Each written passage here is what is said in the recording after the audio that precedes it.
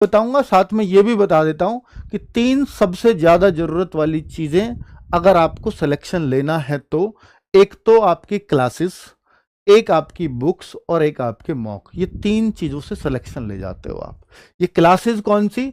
Classes अगर आप एकदम फ्रेशर हैं या आपने पहले कभी कोई बैच से अच्छे से चीजें कंप्लीट नहीं की है, या आपने कोशिश बैच तो का हिस्सा तो बने लेकिन उससे कभी क्लास नहीं कर पाए, तो मैं कहूंगा फिर आप बैच में जाइए और बैच को कंप्लीट करिए। वीर बैच अभी चला है।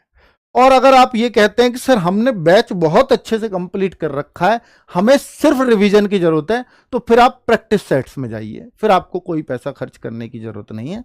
अगर आप अपनी तैयारी को ठीक ठाक मानते हैं तो फिर प्रैक्टिस सेट से काम हो जाएगा।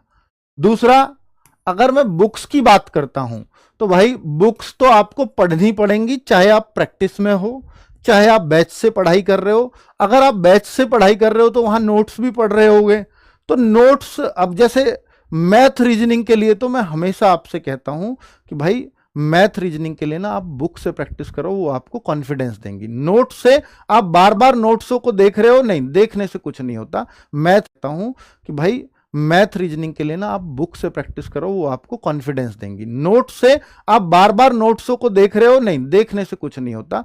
मैथ रीजनिंग प्रैक्टिस करने की चीजें हैं।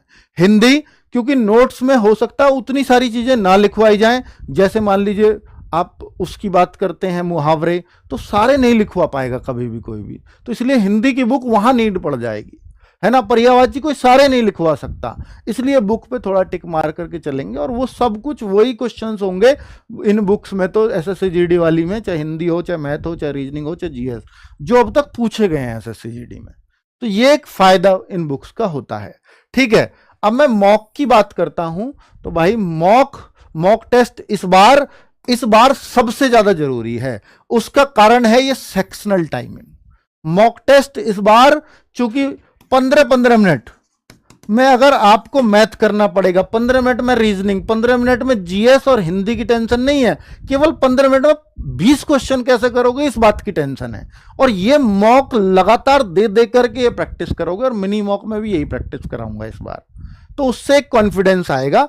तो इसलिए साथियों इस बार मॉक बहुत जरूरी हो जाएगा। अगर मॉक नहीं दिया तो आप इस बार सिलेक्शन से काफी दूर हो जाओगे, क्योंकि जिन बच्चों का मैथ अच्छा भी है इस बार उन्हें भी 17-18 क्वेश्चन करने चाहिए। जिन बच्चों की रीजनिंग अच्छी भी है वो भी इस बार 17-18 पर रुक जाए तो अच्छा है, क्योंकि हमारा असली टाइम वही 2-3 क्वेश्चन खाते हैं। आप पूरा मैथ आप पूरा देखो कि अगर आपके 17-18 करने हुए ना, आप 12-13 मिनट में कर जाओगे, लेकिन अगर आपको 20 करने हुए हो सकता है 20 मिनट लग जाए। यही होता है एक्चुअल मैथ और रीजनिंग में। ठीक है, तो हमें वो क्वेश्चन ढूंढने हैं कि जो हम छोड़ सकें टाइमली, क्योंकि छोड़ने वाले क्वेश्चन अक्सर टाइम खाते हैं। ना होने वाला क्वेश्चन कभी टाइम नहीं खाएगा, ये ध्यान रखना।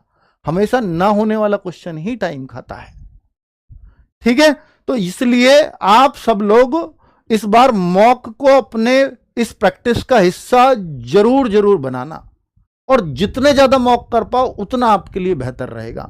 मिनी मॉक तो मैं इस बार भरमार रूप से दूंगा ही आपको, लेकिन फुल मॉक भी आप ये प्रैक्टिस करके चलना। इस बार 15 मिनट मिलने वाले हैं, और इस वजह से इस बार कट ऑफ डाउन जाएगी। ये मैं गारंटी से आज लिख के दे रहा हूं आपको, लिख लेना कि 2026-27 की जो कट ऑफ होगी वो डाउन होगी 2027, केवल इस वजह से। तो जो बच्चा अच्छे से अपने टाइम को मैनेज कर जाएगा वो इस कट ऑफ को बहुत आसानी से क्रैक कर लेगा। तो ये आपके लिए अच्छे साइन है। अगर ये सेक्शनल टाइमिंग आई है तो अच्छा साइन है, इसकी प्रैक्टिस हम कराएंगे आपको।